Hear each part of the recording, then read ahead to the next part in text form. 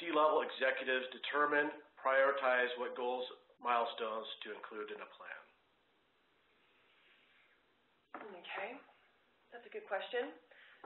So I think that, as I kind of mentioned a little bit earlier, we're marrying up the idea of well, maybe I didn't quite state this as clearly, but the idea of coming to the table with a collective consensus, as well as coming to the table with a view of really what's going on in the organization. And so I'm not really sure from this question how much time you have or how much time the executive team is willing to work with you on prioritization of goals. But let's go from the easy side to the sort of more time-intensive side of the process flow, if you will. So the simple side, of course, is through your offsite, or maybe it's after your offsite, to go through some sort of rating and ranking of the goals that you came up with. And oftentimes we need to do that because there's just too many. Most of the time we come out of offsites with way more than we can do, and I think one important thing to do is to identify what those critical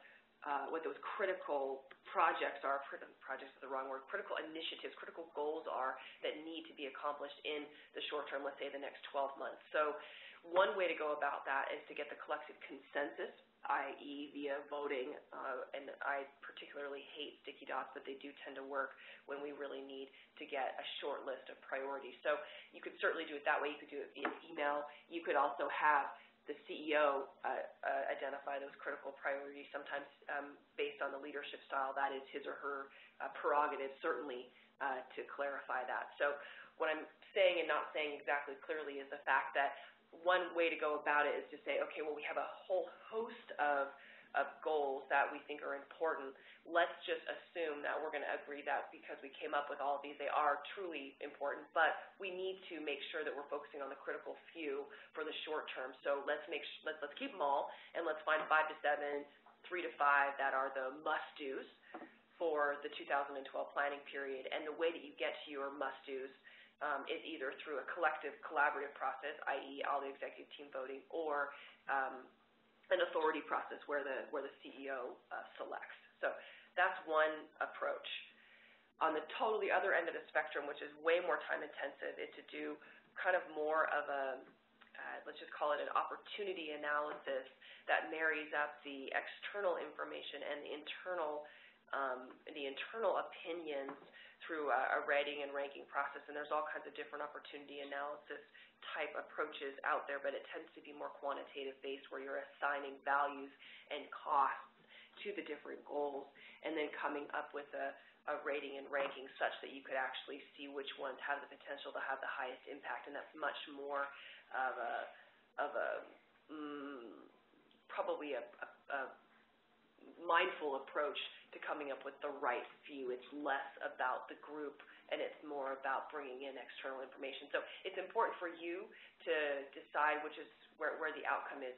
Is it important to really go through that analysis and marry up external data with the internal skills and capabilities? Is it more important to drive consensus with the executive team and go about it that way? So those are two ways to get to a shorter list, if you will, of which goals and milestones are the most important for your planning period.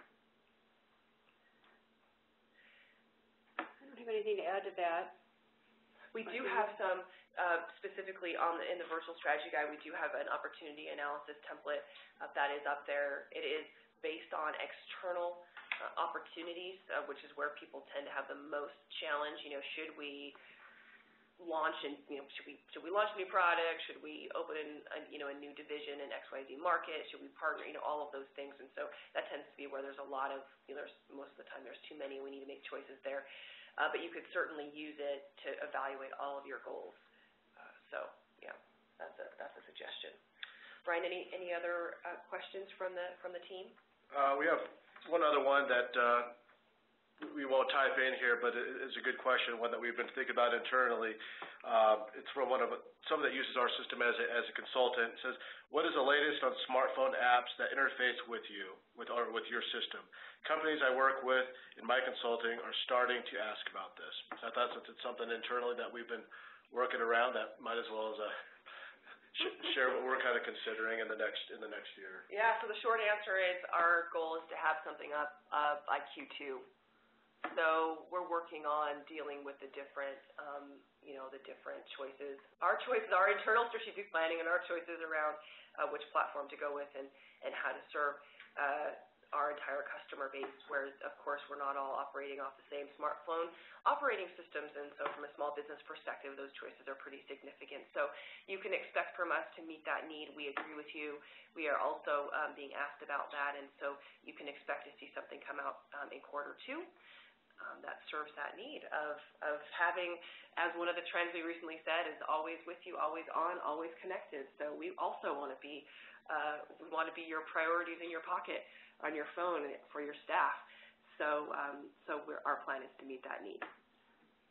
So the product management, it's a tentative Q2, that's Q3, but no, it's good. I thought it was a good question. We've been hearing about it. Unless we don't have any other questions that have been typed in, if anybody has one, they can type it in real quick or raise their hand. Otherwise, we're going to wrap this up. I know it's a little bit early, but we definitely welcome the questions. So in the next strategy huddle or any live ones that you have in future. Sorry. I'm just getting one in. Hold on just a second.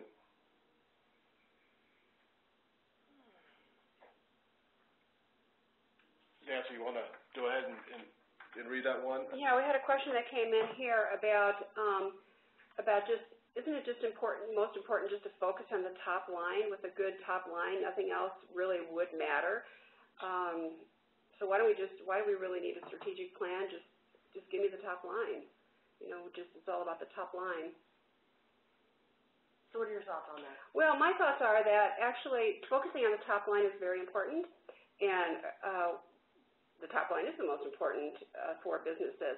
But also without a strategic plan, which you're really not focusing on too, which is going to drive that top line, is the employee performance, their motivation, getting employees engaged and trained, and also product development, the services that you're offering, and developing the leaders, and also the operations. You're not focusing on the other perspectives if you're just focusing on the top line. So a strategic plan does incorporate all of that. And you need all of the different perspectives in order to accomplish, to really hold true to your mission, to accomplish the vision, and to walk out the values. So a strategic plan is really your main tool to accomplish that.